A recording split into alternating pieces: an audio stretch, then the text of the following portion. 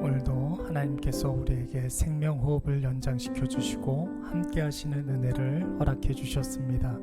우리 하나님의 더 큰 은혜를 생각하면서 오늘도 하나님의 말씀을 묵상하도록 하겠습니다. 오늘 보실 하나님 말씀은 요한복음 16장 12절과 13절 말씀입니다. 내가 아직도 너희에게 이를 것이 많으나 지금은 너희가 감당하지 못하리라. 그러나 진리의 성령이 오시면 그가 너희를 모든 진리 가운데로 인도하시리니 그가 스스로 말하지 않고 오직 들은 것을 말하며 장래 일을 너희에게 알리시리라. 아멘. 오늘은 주님이 마지막 만찬석상에서 제자들에게 해야 할 말씀을 다 하지 않은 이유에 대해서 한번 생각해 보도록 하겠습니다. 어린아이가 가끔 어른스러운 말을 하게 되면 어른들은 굉장히 신기해하고 대견스럽게 생각합니다. 그러나 그 아이의 부모는 자기 자녀가 나이에 걸맞지 않는 어른스러운 말을 하게 되면 좀 마음에 걱정을 하고 안타까워합니다. 왜냐하면 아이가 자기 나이에 맞는 행복을 누려야 하기 때문에 그렇습니다. 반대로 자녀가 장성했음에도 불구하고 맨날 어리광이나 부리고 철없는 행동을 하면 그 또한 부모에게는 큰 걱정거리가 아닐 수 없지요. 사람은 그 나이에 걸맞는 자기의 일이 있어야 하고 자기가 감당해야 할 일이 있기 때문입니다. 군대에 처음 들어가 신병이 자대 배치를 받게 되면 신병은 반드시 단순한 일, 허드렛 일만 합니다. 여러 가지 이유가 있겠으나 아직 중요한 일을 맡아서 처리할 수 있는 그런 능력이 없기 때문에 그런 것입니다. 여러분, 이것은 학교에서도 그렇고 일반 직장에서도 그렇고 사람이 존재하는 모든 곳에서는 다 적용되는 일입니다. 우리는 가끔 교회 안 다니던 사람이 교회를 나가고 예수를 믿기 시작하면 교회를 나가는 그 순간, 예수를 믿는 그 순간 모든 인격과 성품이 완전히 달라진다라고 생각을 합니다. 그래서 교회 다니는 사람이 왜 그래? 목사라는 사람이 왜 그러냐? 장로라는 사람이, 권사라는 사람이, 집사라는 사람이 왜 그러느냐? 이런 소리를 종종 듣게 됩니다. 그러나 사랑하는 여러분, 신앙생활이라는 것은 어느 날 갑자기 사람이 확 바뀌는 것이 아닙니다. 사도 바울을 한번 보십시오. 다메섹 도상에서 예수님을 만난 직후에 완전히 사람이 변하고 달라졌던 것이 아닙니다. 10수년을 기도훈련, 말씀훈련, 목회훈련 하다가 첫 사역지인 구브로 섬에 도착했을 때 사도 바울이 가장 먼저 했었던 일은 복음 전도에 방해를 하던 사람을 저주해서 그의 눈을 멀게 했던 일이었습니다. 성경 역사상 최고의 선지자라고 할 수 있는 엘리사도 선생님 엘리야 밑에서 오랜 세월 훈련을 받았습니다. 그리고 첫 번째 사역지를 갔었을 때 아이들이 엘리사 선지자가 대머리라 하여서 놀린 일이 있었습니다. 그때 엘리사가 분을 참지 못하고 그 아이들을 다 저주하여 죽였습니다. 그때 죽은 아이들의 인원이 무려 42명이었습니다. 아브라함도 하나님의 말씀에 순종하여서 가나안으로 왔을 때 가장 먼저 했었던 일이 기근 피해서 애굽으로 도망갔던 일이었습니다. 그리고 그렇게 도망간 애굽에서 자기 아내 사라를 누이라 속이고 애굽 바로에게 팔아먹었습니다.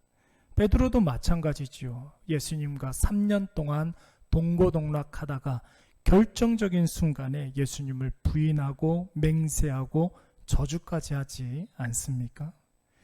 사랑하는 여러분, 신앙은 과정입니다.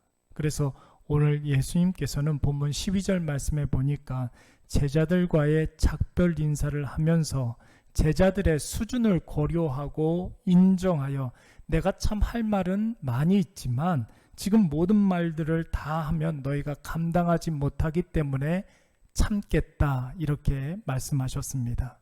여러분 한번 생각해 보십시오. 부모가 아이들만 집에 놓고 잠시 잠깐 집을 비워도 아이들에게 잔소리를 굉장히 많이 하지 않습니까? 그런데 오늘 예수님께서는 제자들과의 마지막 만찬 모임을 하고 있습니다. 어쩌면 다시 오지 않을 이 시간에 예수님께서 얼마나 하고 싶었던 말씀들이 많았겠습니까? 그러나 여러분, 예수님은 그런 조급한 마음보다 앞으로 하나님이 하실 일과 앞으로 성령께서 하실 일들에 대한 확신이 있었습니다. 그래서 13절 말씀을 보시면 뭐라고 그랬습니까? 그러나 진리의 성령이 오시면 그가 너희를 모든 진리 가운데로 인도하시리니 라고 했습니다. 지금은 예수님이 다 이야기를 해도 너희들이 다 못 알아듣고 감당할 수 없으나 앞으로 성령께서 오시게 되면 너희에게 가르쳐 주시고 생각나게 하시고 깨닫게 해 주셔서 진리로 인도해 주실 것이라는 말씀입니다. 사랑하는 여러분, 사도 바울이 사역하는 내내 가는 데마다 사람들 저주하고 사람들 장님 만들고 그렇게 했습니까? 그가 성령과 동행했을 때 오히려 자신을 모함하는 사람들, 때리는 사람들, 죽이려고 했던 사람들, 돌 던지는 사람들, 모든 도전과 공격을 다 감내하면서 수용하고 사랑하는 참된 사도가 되었습니다. 어린아이들 저주하여서 죽였던 엘리사도 가는 데마다 사람들 죽이고 다니는 사람이 아니라 죽었던 사람을 살리는 생명의 사도가 되었고, 아브라함도 아내 팔아먹었던 사람이 100세에 얻었던 하나밖에 없는 아들, 말씀에 순종해서 번제로 드리는 믿음의 사람이 되었습니다. 베드로도 마찬가지죠. 예수님 부인하고 끝나는 그런 인생이 아니라 주를 위해서 거꾸로 못 박혀 죽은 순교의 대명사가 되었습니다. 이 모든 것들이 어떻게 일어날 수 있었습니까? 성령님과 함께하고 성령님의 깨닫게 하심으로 말미암아 성령님의 인도하심을 순종했기 때문에 있을 수 있었던 일이었습니다. 사랑하는 여러분, 그러므로 신앙생활을 하는 것에 대해서 너무 조급해하지 마십시오. 교회 다니면서 반복해서 죄를 지을 수 있습니다.